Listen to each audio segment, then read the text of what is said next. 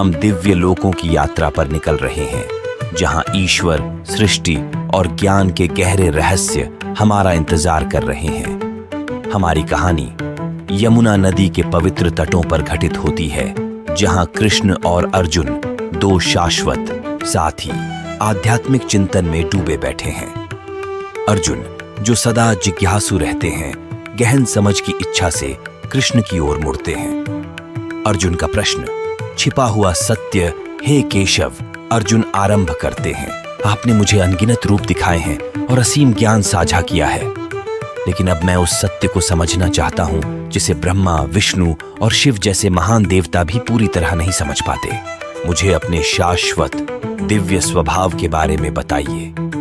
आपकी असीम शक्ति का स्रोत क्या है और गोपियां कौन हैं, वो दिव्य प्राणी जो आपके साथ लीला करती हैं?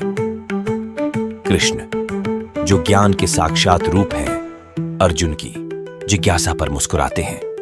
पार्थ, वे कहते हैं, तुम वह ज्ञान प्राप्त करना चाहते हो जो अधिकांश के समझ से परे है।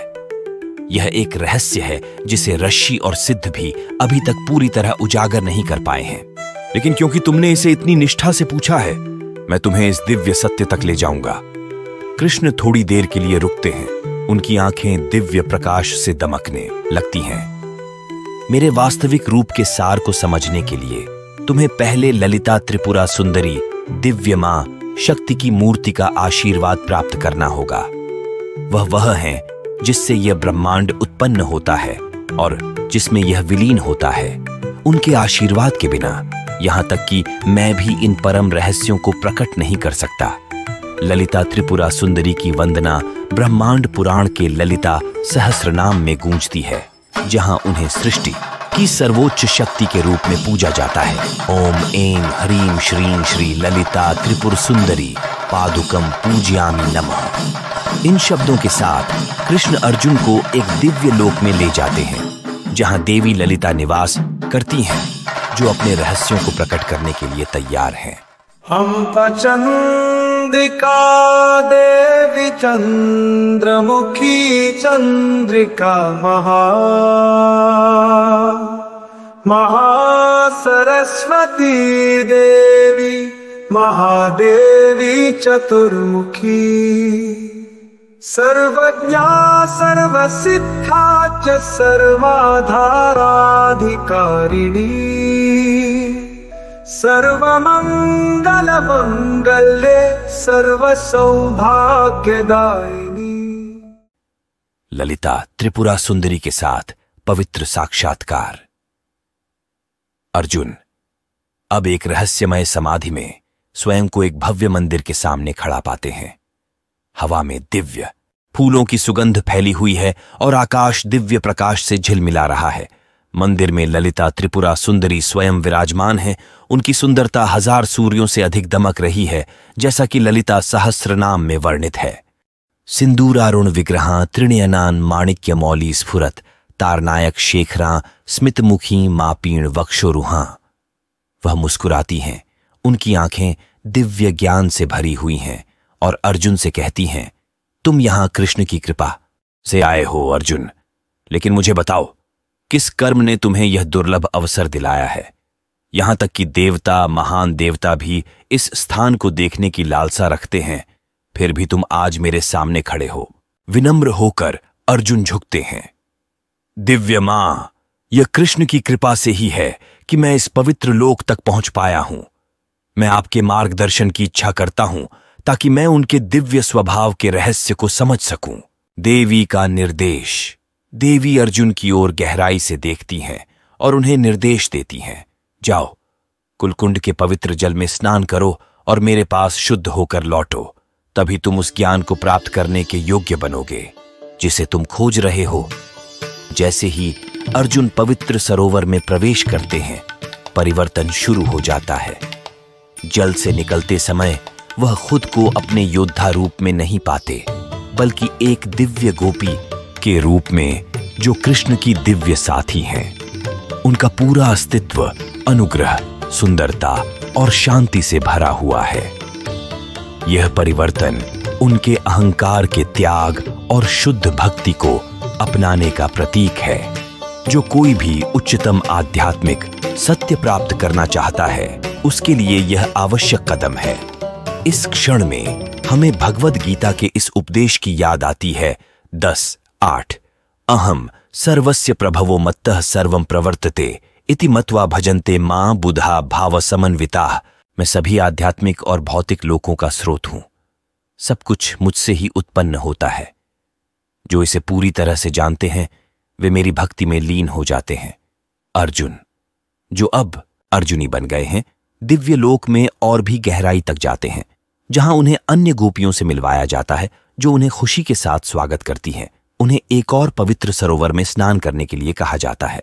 अनुष्ठान की पुनरावृत्ति शारीरिक, मानसिक और आध्यात्मिक स्तरों पर शुद्धिकरण का प्रतीक है।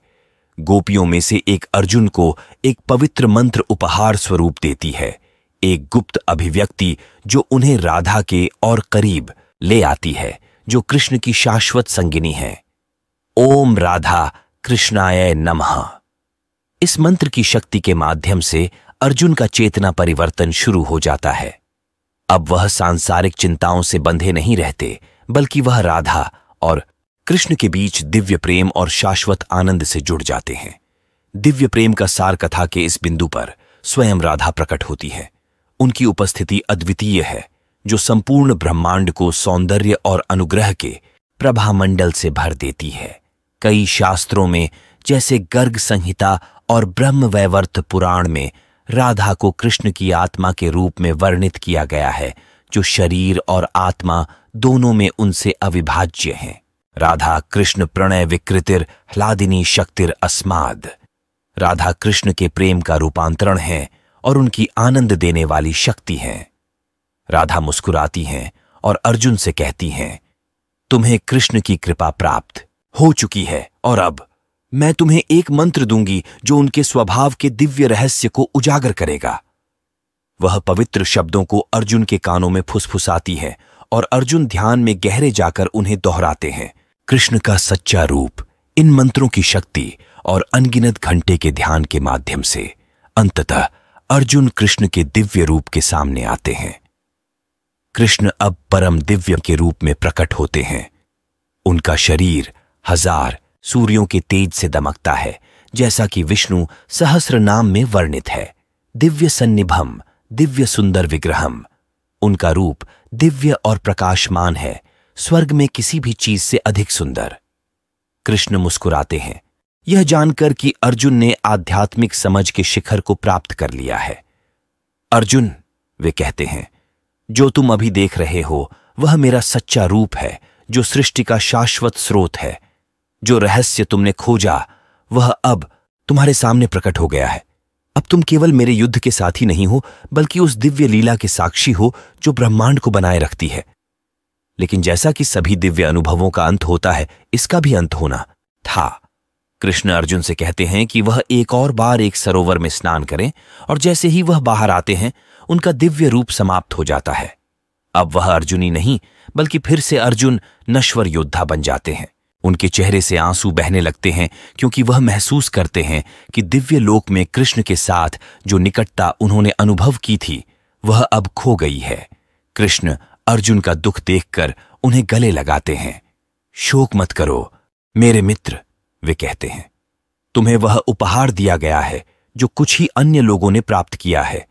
अब तुम्हारे पास सर्वोच्च ज्ञान है, वह ज्ञान जिसे सबसे महान ऋषि भी प्राप्त नहीं कर पाए हैं। कृष्ण आगे कहते हैं, जो तुमने देखा है वह मोक्ष का मार्ग है, जो जन्म और मृत्यु के चक्र से मुक्ति दिलाता है। लेकिन उससे भी अधिक तुमने राधा और कृष्ण के दिव्य प्रेम का अनुभव किया है, जो समय, स्थान और अस्तित्व से परे है। इस अनुभव को अपने हृदय में संजोए रखो, क्योंकि यह तुम्हें तुम्हारी सभी भविष्य की यात्राओं में मार्गदर्शन करेगा। जब अर्जुन दिव्य लोक से निकलते हैं, वह जानते हैं कि वह हमेशा के लिए बदल गए हैं। उन्होंने ब्रह्मांड के सत्य को देखा है, कृष्ण और राधा की शाश्वत लीला का साक्षात्कार किया है और दिव्य प्रेम के आनंद में स्नान किया है। यह कथा हमें याद दिलाती है कि उच्चतम आध्यात्मिक सत्य केवल सीखे नहीं जाते, बल्कि कृपा, भक्ति और समर्पण के माध्यम से अनुभव किए जाते हैं। अर्जुन की यात्रा हमें दिखाती है कि दिव्य ज्ञान का मार्ग परिवर्तन का मार्ग है, जहां अहंकार मिट जाता है और आत्मा दिव्य के साथ एक हो जाती है। आइए हम सब इस मार्ग पर चलने का प्रयास करें। ललिता त्रिपुरा सुंदरी, राधा और कृष्ण का आशीर्वाद मांगें और उस दिव्य प्रेम को खोजें जो सृष्टि के हृदय में निहित है।